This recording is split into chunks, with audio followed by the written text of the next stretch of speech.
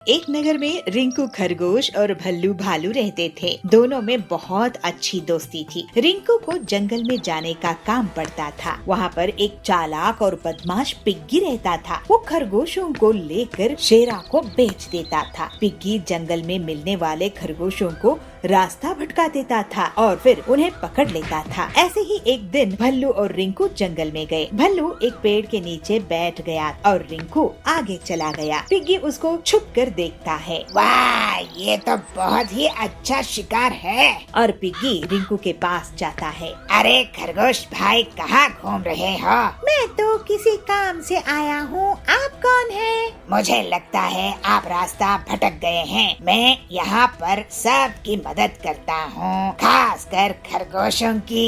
लेकिन मुझे मदद की जरूरत नहीं है। ये सुनकर पिग्गी को गुस्सा आता है, लेकिन वो हंसने का दिखावा करता है। सोच लो खरगोश, कहीं लेने के देने पड़ जाएं। लेकिन भल्लू वहाँ आ जाता है। उसे देखकर पिग्गी चुप हो जाता है। क्या हुआ? आप परेशान कर रहे हैं मेरे दोस्त को? नहीं नहीं जी, मैं पास में ही हूँ। अगर मदद लगे तो बुलाना।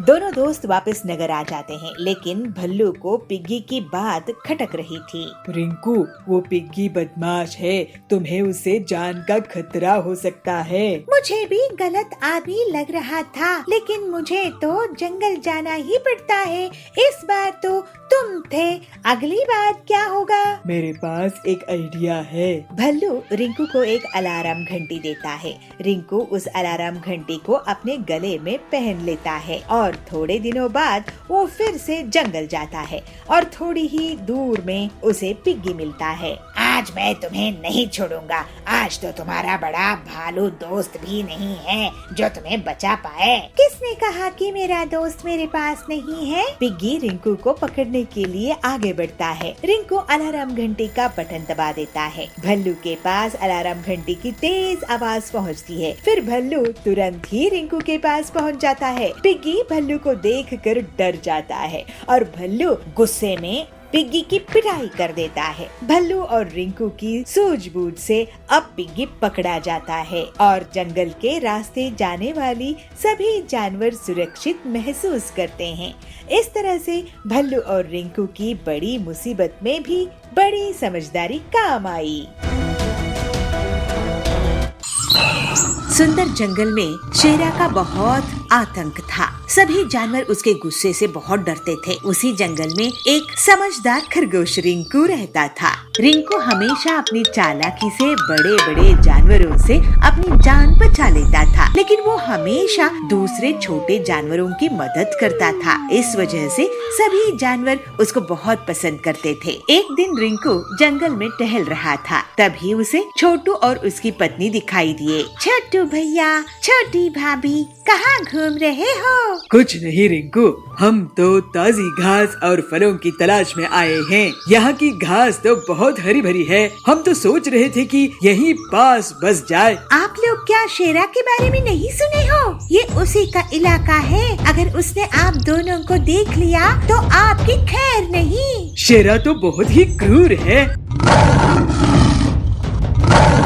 तभी वहाँ शेरा का दहाड़ने की आवाज आती है और सब डर जाते हैं। सुनिए जी, ये तो शेरा की दहाड़ है। अब क्या होगा? आप दोनों उस पेड़ के पीछे से भाग जाओ। और फिर दोनों पति पत्नी एक पेड़ के पीछे से भाग जाते हैं। रिंकू खरगोश, यहाँ पर 2 जानवर आए थे। मैं उनका शिकार करने आया हूँ। क्या तुमने उन्हें देखा है? जी शेरा जी, मैंने उन्हें उस रास्ते से जाते हुए देखा। रिंकू शेरा को दूसरी तरफ इशारा करके भेज देता है। छोटू और छोटी रिंकू के पास आते हैं। तुम्हारा शुक्रिया रिंकू भैया। अब आप दोनों यहाँ पर घास खाकर जल्दी से चले जाओ। इसके बाद दोनों पति पत्नी घास खाकर वहाँ से चले जाते हैं। दूसरे दिन वही दोनों उस घास के मैदान के पास एक तालाब में रिंकू को मिल जाते हैं। छोटू भैया, छोटी भाभी, आप दोनों के जाने के बाद शेरा फिर से आया था और मुझे धमका कर गया है कि अगर अगली बार उसको उसके शिकार का सही पता नहीं मिला तो वो मुझे ही खा जाएगा। आपने हमारी जान बचाने के लिए अपनी जान खतरे में डाली भैया, आपका बहुत धन्यवाद। दोनों पति पत्नी वहाँ से भाग जाते हैं तो शेर वहाँ पे आकर कहता है, रिंकू तू, मुझे यहाँ और भी जानवरों की आवाजें आ रही थी, तू किससे बात कर रहा था? जरा बताना मुझे, मेरी धमकी याद है ना? अगर तू मुझे सच नहीं बताएगा तो आज तो मैं तुझे ही खा जाऊंगा। रिंकू बहुत डर जाता है, वो सोचने लगता है, शेरा बहुत ताकतवर है और इससे हर बार झूठ बोलने का एक ही मतलब है कि इसकी दावत बन जाना। अब मैं क्या करूं? मेरी भी जान खतरे में है। सच कहूंगा तो पति पत्नी मारे जाएंगे, झूठ बोला तो मैं मारा जाऊंगा। लेकिन आखिर हम सब कब तक इस शेरा से डर के रहेंगे? सोच क्या रहा है? जवाब दे। शेरा जी, मैं पानी से बात कर रहा था, आप भी बात करके देख लो। पानी से? पानी में क्या है? आप ही देख लो, उसमें शायद आपको शिकार करने के लिए कोई मिल जाए। शेरा पानी में झांक कर देखता है, मुझे तो कुछ नहीं दिख रहा है। रिंकू इशारों से छोटू और छोटी को बुलाता है। ध्यान से आगे जाकर देखो शेरा जी, आपका शिकार है वहाँ। शेरा जैसे ही थोड़ा और आगे बढ़ता है तभी उसे पीछे से रिंकू और छोटू छोटी धक्का दे देते हैं और उसको तालाब में गिरा देते हैं। मुझे बचाओ, मुझे तैरना नहीं आता है, मुझे बचाओ। शेरा डर के कारण चिल्लाने लगता है। उसकी आवाज सुनकर बहुत से जानवर आते हैं। शेरा, तुम सबको डराते हो, अपनी ताकत का तुम्हें बहुत घमंड है। अगर तुम हम सबको तंग करना छोड़ोगे तभी तुम्हें बचाएंगे। इसको मत बचाओ रिंकू। नहीं छोटू भाई, पूरे जंगल के सामने ये मदद मांगकर साबित कर चुका है कि इसको भी डर लगता है। मैं वादा करता हूँ कि मैं तंग नहीं करूँगा। और फिर सबके सामने रिंकू रस्सी फेंककर शेरा को बचाता है। शेरा शर्मिंदा हो जाता है और फिर वो कभी भी अपनी ताकत का गलत इस्तेमाल नहीं करता है और पूरे जंगल में अब रिंकू की सूझबूझ की तारीफ होने लगती है। इसी तरह से रिंकू इतनी मुश्किल में भी अपनी हिम्मत और होशियारी से मुसीबत खत्म करने में कामयाब होता है। थोड़ी देर में निधि जन्मदिन का केक काटती है। सभी वह केक खाते हैं। चिंटू खरगोश भी वह केक खाता है। पार्टी खत्म होने के बाद निधि बंदरिया सभी को चॉकलेट देती है। निधि बंदरिया का जन्मदिन आने वाला है और निधि बंदरिया के पापा रॉकी भालू काम से आ गए हैं। निधि की माँ शारदा लोमड़ी रसोई में खाना बना रही है। आज निधि बहुत ज्यादा खुश है। उसकी खुशी का कोई ठिकाना नहीं है। बेटी निधि, कल तुम्हारा जन्मदिन है तो बताओ बेटा, तुम क्या खाना चाहती हो? तुम्हारे जन्मदिन पर मैं शारा तुम्हारा मनपसंद का खाना बनाना चाहती हूँ। मम्मी, आपका जो भी मन हो आप अपनी मर्जी से बना लो, मैं तो कुछ भी खा लूंगी। मम्मी, आपने मेरे जन्मदिन के लिए इतनी बड़ी पार्टी प्लान की, मेरे लिए यही काफी है। मम्मी, बस आप मुझे आपसे कुछ नहीं चाहिए। देखा ना शारदा, हमारी बच्ची अब बड़ी हो गई है, हमारी कितनी फिक्र करती है। अच्छा निधि बेटा, बताओ तुम्हें अपने इस जन्मदिन पर क्या गिफ्ट चाहिए? हम तुम्हें वही ला कर देंगे। पापा मम्मी, आप मुझे खुशी खुशी जो भी देंगे मुझे वो बहुत अच्छा लगेगा। आप मेरे गिफ्ट के लिए इतना परेशान मत होइए। मैं तो बस चाहती हूँ कि आप मेरे जन्मदिन पर आकर बहुत मस्ती करें। और हाँ पापा, मैं चाहती हूँ कि हमारे घर में जो मोना आंटी काम करती हैं, कल वह भी मेरे जन्मदिन पर शामिल हो और वह भी मेरे जन्मदिन पर बहुत मजे करे। ठीक है निधि, जैसा तुम चाहती हो वैसा ही होगा। मैं अभी तुम्हारी मम्मी से कहता हूँ, रह जाकर मोना से कल जन्मदिन के पार्टी में आने के लिए कह देगी। सुनो शारदा, तुम मोनी लोमड़ी से कह देना वह अपनी बेटी के साथ कल निधि की जन्मदिन पार्टी में आ जाए। ठीक है जी, मैं उसे कह दूंगी। मोना लोमड़ी के आते ही शारदा उसे जन्मदिन के लिए इनवाइट कर देती है। मोना लोमड़ी खुशी खुशी अपने घर जाकर अपने बेटे चिंटू खरगोश से कहती है, अरे चिंटू बेटा, कल निधि का जन्मदिन है और कल तुम्हें मेरे साथ जाना है। उन्होंने अपनी पार्टी में हमें बुलाया है। अगले दिन चिंटू निधि की पार्टी में जाता है। थोड़ी देर में निधि जन्मदिन का केक काटती है। सभी वह केक खाते हैं। चिंटू खरगोश भी वह केक खाता है। यह केक तो बहुत टेस्टी है, पूरा चॉकलेट से बना है। ऐसा केक तो मैंने पहले कभी नहीं खाया। पार्टी खत्म होने के बाद निधि बंदरिया सभी को चॉकलेट देती है। मेरा तो पेट केक से ही भर गया है। अब ये चॉकलेट मैं कल खाऊंगा, इसे यहीं रख देता हूँ। ऐसा कहकर वह उसे कहीं पर रख देता है। अगले दिन स्कूल से लौटकर उसे याद आता है कि वह चॉकलेट उसने अभी तक खाई नहीं, तो वह उसे उठाकर खाने लगता है। वह बहुत ज्यादा अच्छी लगती है। अरे वाह, ये चॉकलेट तो केक से भी ज्यादा अच्छी है। क्यों ना इसे मैं धीरे धीरे करके खाऊं। एक दिन में खा लूंगा तो कल नहीं खा पाऊंगा। हाँ, मैं आधी कल खाऊंगा और आधी उसके अगले दिन वह स्कूल से लौटते हुए देखता है कि एक आम के पेड़ पर बहुत सारे आम लगे हुए थे। तो वह भी मन ही मन सोचने लगता है, क्यों ना मैं भी इस आम की पेड़ की तरह अपनी एक चॉकलेट का पेड़ लगाऊं। मैं अभी बाकी बची हुई चॉकलेट अपने घर के आंगन में बो देता हूँ और उसे पानी दे दूंगा। कुछ ही दिन में पेड़ आ जाएगा और भी बहुत सारी चॉकलेट खाऊंगा और रोज खाऊंगा। वह तुरंत अपने घर जाता है और बची हुई चॉकलेट उठाकर जमीन में गड्ढा खोदकर उसे बो देता है और उस पर मिट्टी डालकर उस पर पानी भी डाल देता है और जोर जोर से हंसने लगता है। तभी वहाँ उसकी माँ मोना लोमड़ी आ जाती है और उससे कहती है, क्या हुआ चिंटू, तुम बहुत खुश लग रही हो, क्या बात है? हाँ मम्मी, मैंने ना यहाँ पर अपनी चॉकलेट डाली है। कुछ ही दिन में ना यहाँ एक बड़ा सा पेड़ उग जाएगा, फिर मैं रोज चॉकलेट खाऊंगा और मम्मी मैं तुमको भी चॉकलेट खिलाऊंगा। अरे मेरे मासूम से बच्चे, ऐसे चॉकलेट का पेड़ थोड़ी उगता है। तुमने लालच में आकर अपनी चॉकलेट भी खराब कर ली। चिंटू को अपनी गलती का एहसास होता है कि वह चॉकलेट के लालच में आकर गलती कर दिया है।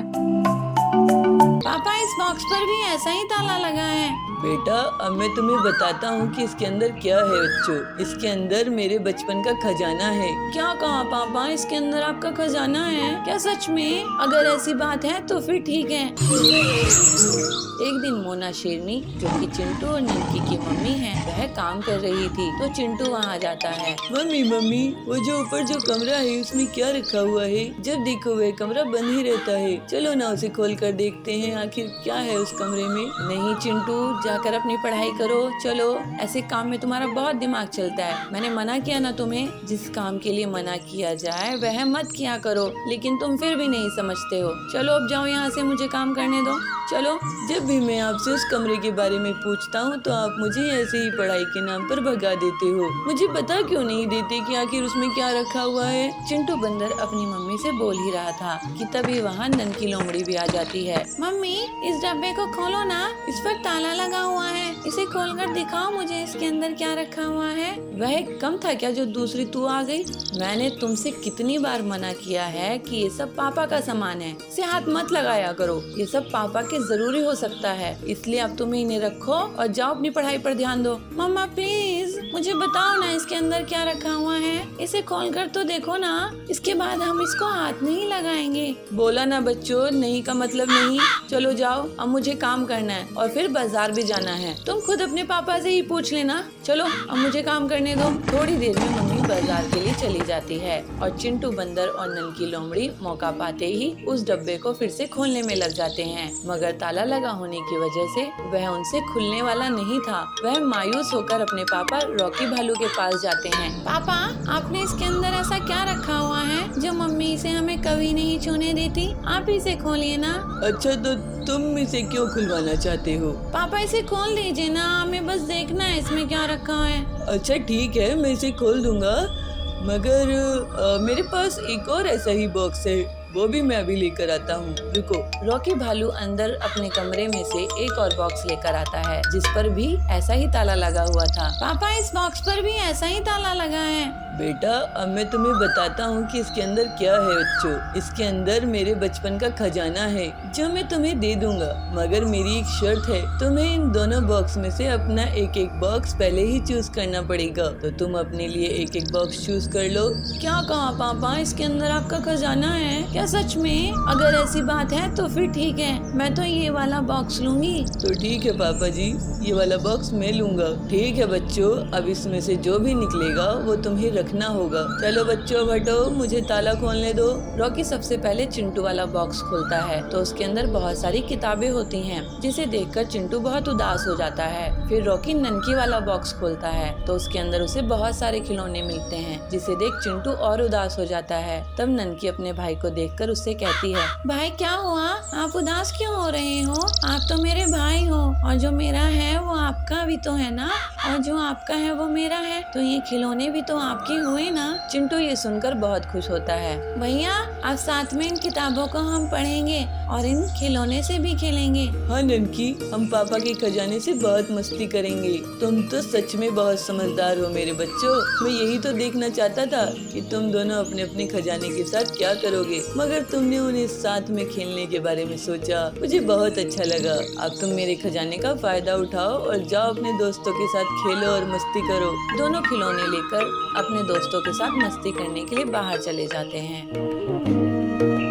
टुन्नू लोमड़ी चोर को पकड़कर उसको पुलिस के हवाले कर देते हैं। पिंकी, दादाजी मुझे माफ कर दो। तू क्यों माफी मांग रहा है? तूने क्या किया? इसलिए क्योंकि मैं रॉकी को जंगल में छोड़ आया था। पर पिंकी बंदरिया और कुन्नू सियार भाई बहन हैं। वो गांव में अपने मम्मी पापा और दादा दादी के साथ रहते हैं। एक दिन स्कूल में आते समय पिंकी बंदरिया की नजर कीचड़ में सने एक कुत्ते पर गई। वो बहुत छोटा था और रो रहा था। पिंकी को उस पर तरस आ गया, इसलिए वो उसके पास गई और अपनी बोतल का कच्चा पानी उसने उस पर डाला और उसे अपनी गोद में उठा लिया। पिंकी छोड़ इसे, देखिए कितना गंदा है और कितनी बदबू आ रही है इसमें से। छी, छोड़ इसको। नहीं कुन्नू, मैं इसको नहीं छोड़ सकती। पता नहीं इसके माँ बाप कहाँ हैं, और देखो तो बेचारा रो रहा है। मैं इसको अपने साथ लेकर चल रही हूँ, ठीक है ना? पिंकी उस कुत्ते को अपने साथ ले आती है और उसको खाना खिलाती है और उसे अपने पास लेटाकर टीवी भी दिखाती है। कुन्नू ये देख बहुत गुस्सा हो जाता है। पिंकी उतार इसको,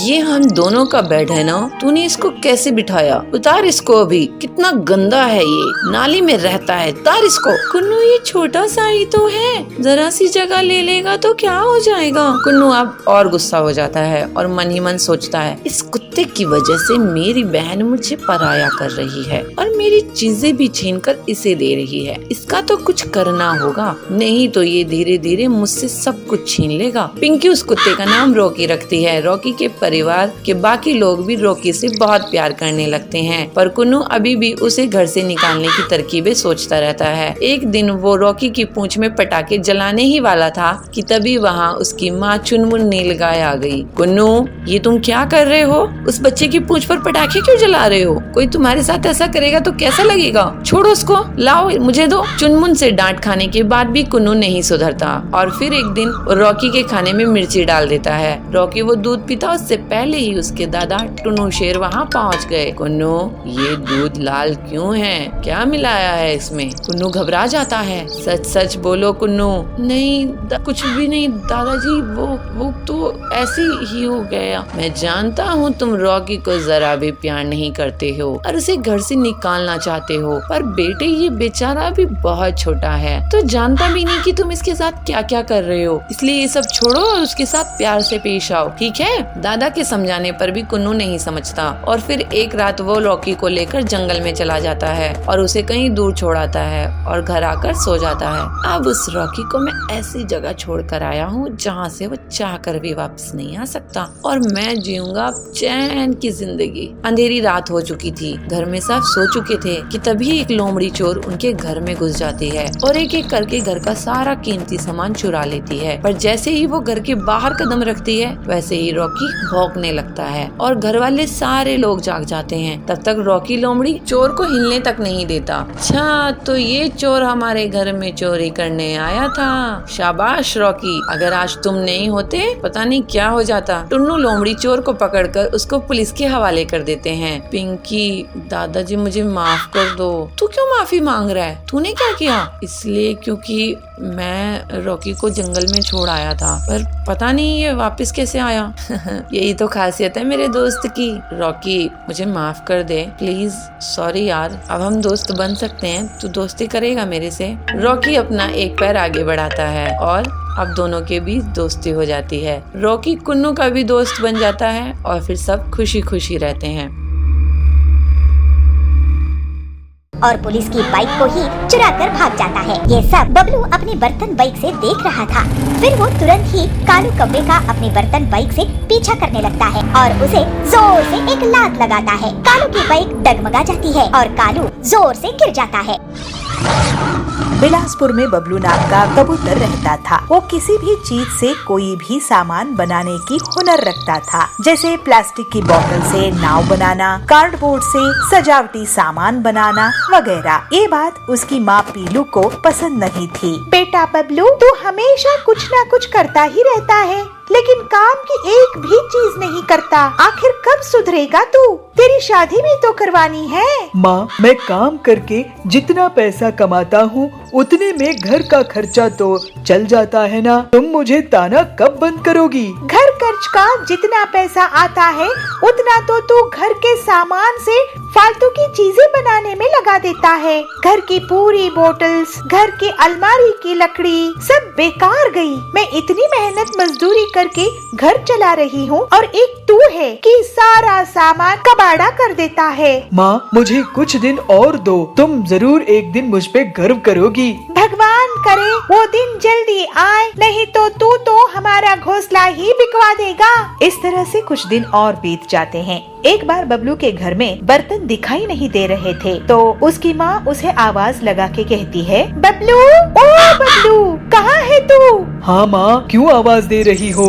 बताओ क्या काम है? बेटा, लगता है घर में चोरी हो गई है। एक भी बर्तन दिखाई नहीं दे रही है। चल हम पुलिस स्टेशन में कंप्लेंट करते हैं। नहीं माँ, बर्तन कहीं नहीं गए हैं। आओ अपने घोंसले के पीछे चलो, मैं तुम्हें दिखाता हूँ। फिर बबलू अपनी माँ को घोंसले के पीछे लेके जाता है और वहाँ बर्तनों से बनी एक मोटरसाइकिल दिखाता है और बबलू कहता है, माँ ये देखो, है ना कमाल की चीज। अरे नालायक, ये क्या कर दिया तूने? अब मैं घर का खाना किसमें बनाऊंगी? ये बर्तन की बाइक कौन चलाएगा? तू तो मुझे बर्बाद ही कर देगा। तभी वहाँ सुंदरी आती है। अरे पीलू, ये बबलू को क्यों मार रही हो? इसने ऐसी मोटरसाइकिल बनाई है कि सब इसे देखते ही रहेंगे। नहीं सुंदरी बहन, ये बबलू पता नहीं कब मुझे तंग करना बंद करेगा। जंगल में कालू कौवा मोटरसाइकिल बाइक्स चोरी करता था। घर से या बाजार से वो बाइक चुराने में कामयाब हो ही जाता था। पक्षी उसकी कंप्लेंट लेकर पुलिस बाज के पास पहुँचे।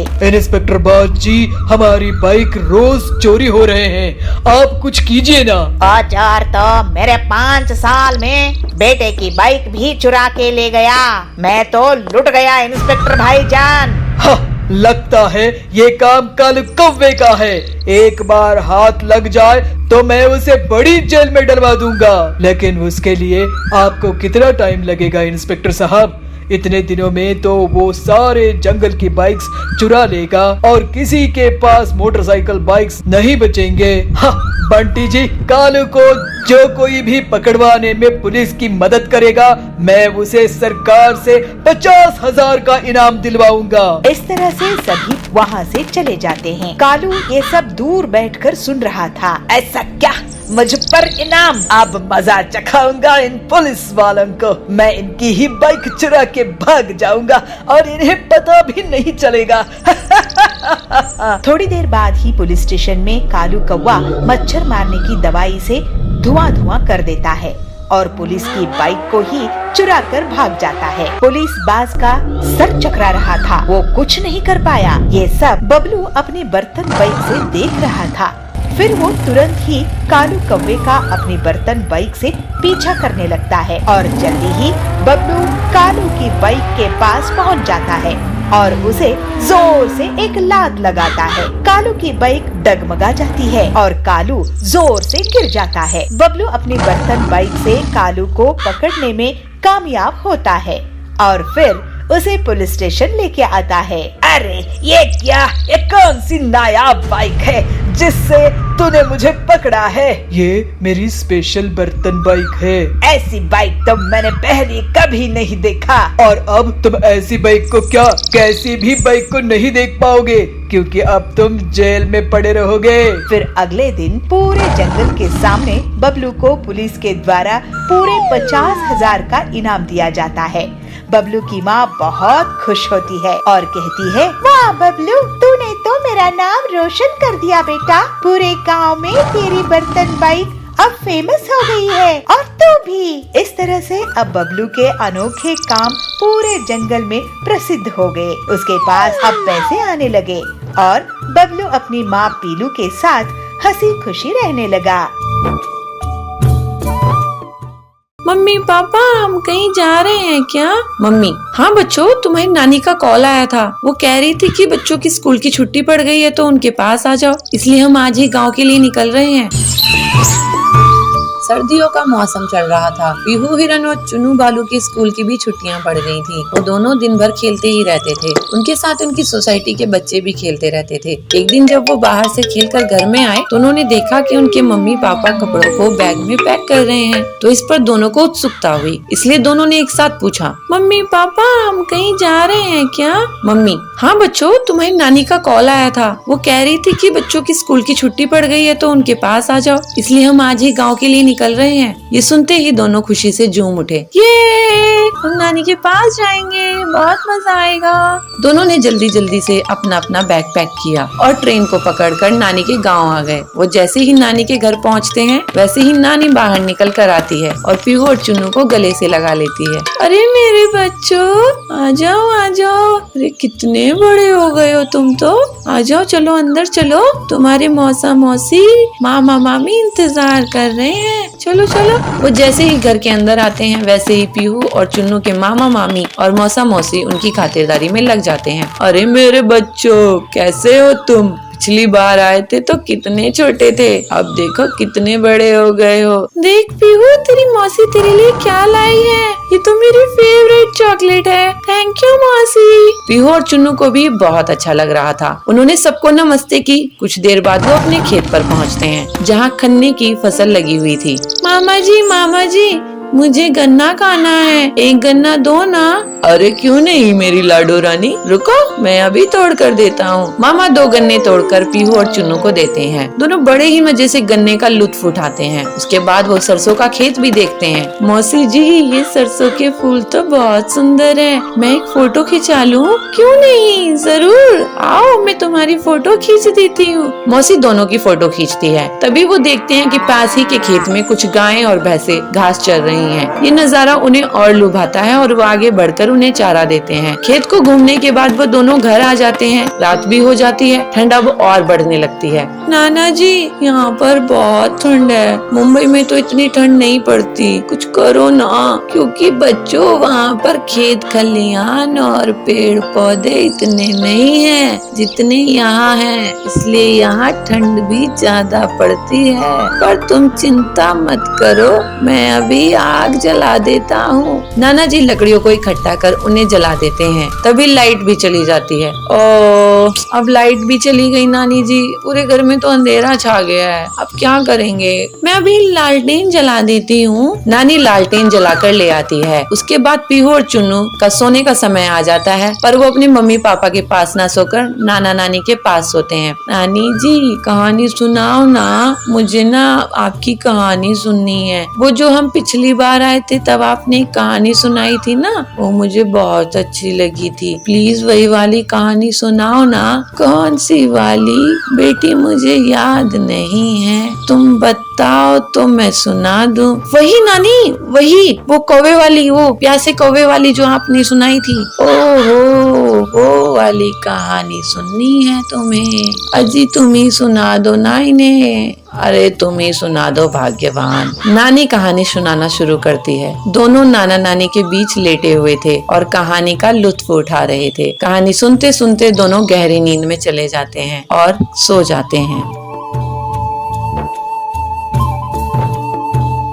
कोंडागांव के जंगल में बबलू अपनी पत्नी पीलू के साथ रहता था। बबलू बहुत ही नेक दिल, ईमानदार था, लेकिन वो जो भी काम करता था लोग उसका फायदा उठाकर उसे नुकसान पहुंचाते थे। बबलू एक बार किराना दुकान खोला तो गांव के लोग उसे उधार में चीजें खरीद लेते हैं और फिर उसको कभी भी पैसा वापस नहीं करते हैं। इस वजह से उसे दुकान बंद करनी पड़ गई। फिर बबलू ट्रैवल का बिजनेस शुरू किया, लेकिन गाँव वाले उसे लिफ्ट मांगते थे और मुफ्त में ही जगह जगह ट्रैवल कर लेते थे। अपने सीधेपन के कारण वो किसी से पैसे भी नहीं मांगता था। लोग उसकी बस में बारात लेकर भी जाने लगे। इस तरह से उसका ट्रैवल का काम भी ठप पड़ गया। ऐसे ही एक दिन बबलू परेशान बैठा था। तब पीलू उसके पास आके बोली, क्या हुआ जी, आप इस तरह से परेशान क्यों हैं? तुम तो जानती ही हो पीलू, मैं जो भी काम शुरू करता हूँ उसमें मेरा आज तक नुकसान ही होता आया है। मुझे तो यही समझ में नहीं आता कि मेरा इतना नुकसान क्यों होता है। आपको इसलिए नुकसान होता है क्योंकि आप बहुत सीधे साधे हो। इन गांव वालों ने आपके भोलेपन का बहुत फायदा उठाया है। आप उधार में चीजें देते गए, कोई और दुकानदार ऐसा नहीं करता है। अगर ऐसा ही चलता रहा तो हमारे पास खाने के लिए भी पैसे नहीं बचेंगे। तुम सही कह रही हो पीलू, मैं अब एक आखिर बार एक काम शुरू करने की सोच रहा हूँ, नहीं तो शहर जाकर कोई नौकरी ढूंढ लूंगा। नहीं जी, शहर नहीं जाएंगे, यही कुछ कर लेंगे। ठीक है, लेकिन एक आखिरी बार मैं कोशिश करता हूँ। कुछ दिनों बाद बबलू पीलू से कहता है, पीलू, मैं बाजार घूमकर देख रहा था कि कहाँ क्या मिलता है। मैंने पाया कि हमारे गांव में फलों की दुकान तो है ही नहीं। गांव वाले पड़ोस के गांव से फल खरीद कर लाते हैं, इसलिए मैं सोच रहा हूँ कि मैं फलों की एक दुकान लगा दूँ। ये तो सच में बहुत अच्छा आइडिया है, लेकिन इस बार आप किसी को उधार नहीं दोगे। नहीं, अब मैं अपनी आखिरी जमा पूंजी लगा रहा हूँ, इसको मैं बर्बाद होने नहीं दूंगा। फिर जल्द ही बबलू अपनी फलों की दुकान खोल लेता है, लेकिन बहुत से गांव वाले अभी भी उससे बिना पैसे दिए फल ले जाते थे। एक दिन पीलू भी उसकी दुकान में इसीलिए बैठ जाती है कि लोग बिना पैसे दिए फल ना ले जा पाए। एक दिन हरिया काका उनके यहाँ आता है। पीलू, तुम्हारी दुकान में ड्रैगन फ्रूट है क्या? हरिया काका, ये लीजिए ड्रैगन फ्रूट, ये बहुत ही स्वादिष्ट होता है, लेकिन महंगा है। स्वादिष्ट तो होता है, लेकिन फायदेमंद भी बहुत होता है। और रही बात कीमत की, तो सेहत से बढ़कर क्या कीमत है। अभी मौसम बदलने वाला है और ये इन्फेक्शन से बचाएगा। मुझे ये 5 किलो दे दो। हरिया के जाने के बाद, सुनिए जी, हरिया काका क्या कह के गए हैं कि इन्फेक्शन होने का डर है मौसम बदलने से। हाँ, अगर ऐसा होगा तो ड्रैगन फ्रूट से लोगों को इन्फेक्शन होने से बचाया जा सकता है। इसका मतलब हम और ड्रैगन फ्रूट बेच सकेंगे। देखो, गांव वाले ऐसे ही इसे नहीं खरीदेंगे। हम क्यों ना फ्रूट सलाद बनाकर बेचे। कुछ ही दिनों में लोगों को इन्फेक्शन होना शुरू हो जाता है और हरिया काका सबको ड्रैगन फ्रूट खाने की सलाह देता है। इस तरह से बबलू और पीलू की दुकान में लोग इकट्ठा होने लगते हैं। सुनिए, मैं आप लोगों को अब से मुफ्त में या उधार में कुछ नहीं दूंगा। आपको अपनी सेहत का ख्याल रखना है तो पैसे देकर फ्रूट सलाद लो। बबलू की बात सुनकर लोग सोच में पड़ जाते हैं, लेकिन फिर इन्फेक्शन से बचने के लिए वो बढ़ चढ़कर पैसे देते हैं। इस तरह से लोगों की सेहत भी सुधारने लगती है और लोग अब सबक ले लिए कि कोई भी अच्छी चीज मुफ्त में नहीं आती। फिर कुछ ही दिनों में बबलू और पीलू बहुत अमीर हो गए और बबलू ने सुपर स्टोर शुरू किया। अब से गांव वाले उससे पैसे देकर ही सामान लेते थे। इस तरह सभी खुशी खुशी रहने लगे।